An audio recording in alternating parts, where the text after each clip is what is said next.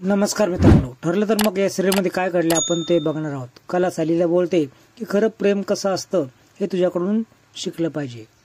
मत पडलीस की काय असं सायली विचारते. त्यानंतर कला बोलते तसं काही नाही, पण त्याचा सहवास खूप आवडतोय. सायली आणि कुसुम दोघेही तिला चिडवू लागतात. पुढचे दिवस खूप जोखमीचे आहेत.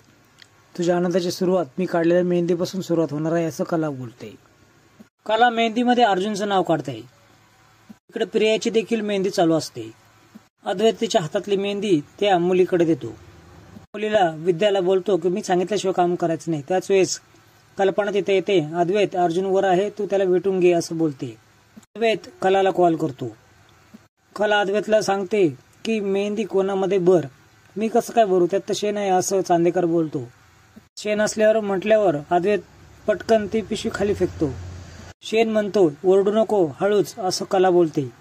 मला फक्त अर्जुनला भेटायचं आहे असं ठरलं होतं. त्यानंतर तू सांगल ते मी करत होतो, पण आता हे नवीनच काय. त्यावेळेस कला ओरडते की जेवढं सांगितलं तेवढंच कर. पण सायली आणि अर्जुनला एकत्र आणण्यासाठी जे करत आहेत ना तेच करायचं आहे. त्यासाठी मी काही करत नाही, त्यांचं जुळवण्यासाठीच करत आहे असं अद्वैत बोलतो. पहिले तर तिच्या तोंडाला शेण लावायला हवं होतं, पण आता फक्त हातालाच लावूयात असं कला बोलते. त्या मुलीकडून तो रिकामा कोण घेतो आणि त्याच्यामध्ये शेण भरू लागतो. अद्वैत फुलाच्या माळेला हात पुसून अर्जुनकडे जातो. त्यातला पाहून अर्जुनला खूपच आनंद होतो. अद्वैत विचारतो की तुला हाताला काय झालं. त्यावेळेस अर्जुन तुला सगळंच माहित आहे ना, त्या तन्वीला हातावर माझ्या हातावर तिच्या नावाची मेहंदी काढायची होती. तुला तर सगळं माहित आहे ना रे. तुला नको असलेलं लग्न थांबव हे असं अद्वैत बोलतो. आजीच्या दुखण्यासाठी मी हे करत आहे, तिला बरं वाटावं म्हणून करत आहे असं अर्जुन बोलतो. पण आता तब्येत सरळ ठीक आहे असं अद्वैत बोलल्यानंतर तो म्हणतो नाही. अश्विन बोलला की तब्येत पुन्हा बिघडू शकते. मिसेस सायलीनं त्यांचं आयुष्य जगण्यासाठी मोकळं करून दिलं आहे. तुला न आवडणाऱ्या मुलीशी लग्न करून स्वतःच्या आयुष्याची माती करणार का असं अद्वैत बोलतो. आणि सायलींचं खूप मनापासून एकमेकांवर प्रेम आहे, मग तो आगीमध्ये उडी का घेतेस असं अद्वैत पुढे बोलू लागतो. आबांसाठी त्या मुलीवर लग्न केलंस ना. एकमेकांशी जरी पटत नसले तर ती सर्वांशी पटवून घेते, ती खरे ती जेन्युइन मुलगी आहे असं अद्वैत बोलतो. तन्वीशी लग्न नको करू, सायली वहिनीची तिला जागा घेऊन नको देऊ. अजून उभा राहतो आणि या जन्मामध्ये मिसेस सायलीची जागा कुणीच घेऊ शकत नाही. अजूनही असंच वाटतंय की सायली वहिनी तुझी बायको आहे आणि असेल म्हटल्यानंतर दोघे एकमेकांच्या गाळ्यात पडतात. त्या मुलीला मेहंदी काढायला बोलवते. माझी मेहंदी काळभोर झालं पाहिजे आणि त्याच्यामध्ये अर्जुनचं नाव लिही असं म्हणून ती हसू लागते. प्रियाच्या हातावर ती विद्या मेहंदी काढू लागते. छान रंगणार आहे सायली तुझ्या हातावर मेहंदी अशी कला बोलते. तुम्ही पुढे बोलू लागते. तू जेव्हा पुन्हा कोल्हापूरला जाशील ना तर अंबाबाईकडं साकडं घाल, तर सुखाचं होऊ दे असं बोल. दोघांचं एकमेकावर एवढं प्रेम आहे ना की दुःखावर ते नेहमी मात करत राहील असं कला बोलते.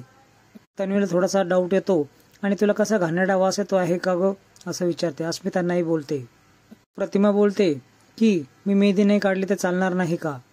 पूर्णाजी का असं विचारते. प्रतिमाच्या मनामध्ये लग्न व्हावा असं वाटतच नसतं. आपले कामं करण्यासाठी मी मेहंदी काढणार नाही असं बोलते. आजी बोलते तुझ्या हातावर मेहंदी का नको, तू तर मुलीची आई आहेस ना. सर्वांना शेणाचा वास येऊ लागतो. त्याच वेळेस सर्वजण इकडे तिकडे बघू लागतात. त्यावेळेस पूर्णाजी बोलते की झाडाच्या पलीकडून बघ कसला तरी वास येतोय. तिकडे त्याला शेणासारखं काहीतरी पडलेलं प्रतापला दिसतं. अस्मिता बोलते या मेहंदीला तू साखरेचं पाणी लाव म्हणजे मेहंदी खूप चांगली रंगेल. कुसुमला सायली बोलत असते जेवढं माझ्या नवऱ्याचं प्रेम आहे तेवढी मेहंदी रंगेल असं काला म्हणत होती. अगदी खरं झालं आहे. किती नाव ठळक दिसतंय ते बघ. आता खूप भीती वाटत आहे. अर्जुनपर्यंत तुला जाता येत नाही आणि तू इकडे मेहंदी लावून बसली आहेस. हे त्याला माहित आहे की नाही कुणास ठाऊक. जबरदस्ती घरामध्ये शिर आणि तिथून हलणारच नाही असं बोल. ते मला यांच्याशी बोलावं लागेल, नंतरच मी सर्वांशी बोलेल ना. मला कोणाची साथ नाही आणि पूर्णाजीच्या तब्येतीची देखील काळजी घ्यावा लागेल ना असं सायली बोलते. मनाविरुद्ध वचन दिलं आहे, मग त्याचं उत्तर कसं द्यायचं हे कळायला हवं ना. मला यांच्याशी एकदा बोलावं लागेल, मग सर्व गोष्टी स्पष्ट होतील. त्यानंतर जे काय करायचं आहे ते आम्ही दोघे मिळून करू. तो अर्जुनला भेटण्याचा प्रयत्न करणार आणि सगळ्या इकडे विधी देखील पूर्ण करणार. सायली हो बोलते. पुढील भागामध्ये तुम्ही बघणार आहात की प्रिया जोरदार ओरडत येते आणि सर्वांना हात दाखवते. हातावर मेहंदीच नसते, हात कोरे असतात. सर्वांनाच आश्चर्य वाटतं. त्या विद्याने वेगळीच मेहंदी लावली वाटतं. ती रागानेच घराबाहेर येते. ती विद्याच्या सणकण काना मागत येते. विद्याचा अपमान करते. त्या सगळं येऊन सायलीला सांगते तिच्या पापाचा घडा भरला आहे, ती आता जास्तच करत आहे असं सायली बोलते. तिचे वागणं मी बिलकुल खपून घेणार नाही. मित्रांनो, आजचा भाग कसा वाटला मन मोकळेपणे कमेंट करा. व्हिडिओ पाहिल्याबद्दल धन्यवाद.